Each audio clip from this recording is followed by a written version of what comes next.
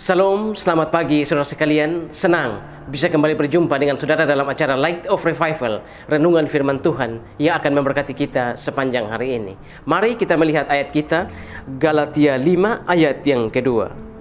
Sesungguhnya aku, Paulus, berkata kepadamu, jikalau kamu menyunatkan dirimu, Kristus sama sekali tidak akan berguna bagimu. Batu penjuru. Ketika Kristen awal-awal muncul, Kristen dianggap sebagai bidat atau sebagai ajaran sesat.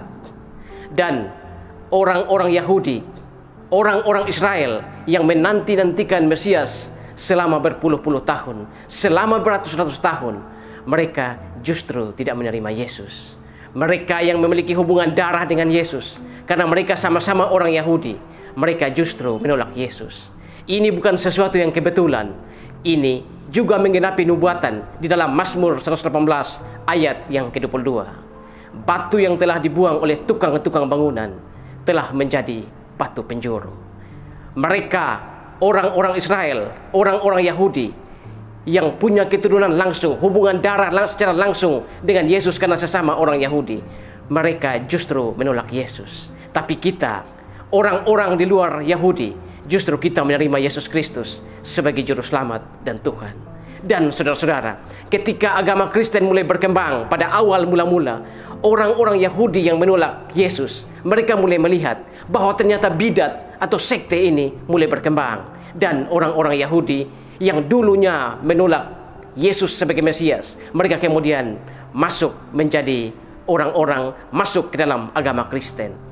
Dan saudara-saudara, ketika mereka masuk menjadi orang-orang Kristen, mereka bukan hanya masuk ke dalam agama Kristen saja, tetapi ketika mereka datang dan beribadah, mereka masih membawa adat-adat mereka yang lama, peraturan-peraturan dari agama mereka yang lama. Dan salah satu adalah ketika mereka datang dan mereka mengatakan bahwa percaya Yesus saja tidak cukup, harus ditambah dengan syarat-syarat agama, peraturan-peraturan agama, dan salah satunya adalah sunat. Dan karena seperti ini, keadaan seperti inilah, maka Paulus kemudian menulis surat kepada jemaat di Galatia.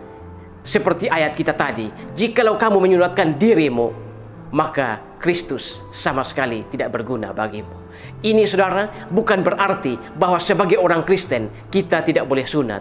Yang dimaksudkan di sini adalah jikalau kita ingin menyunatkan diri demi keselamatan kita, maka justru kita tidak akan selamat. Saudara, bagaimana kehidupan keagamaanmu? Bagaimana kehidupan imanmu? Apakah dalam mengiring Yesus?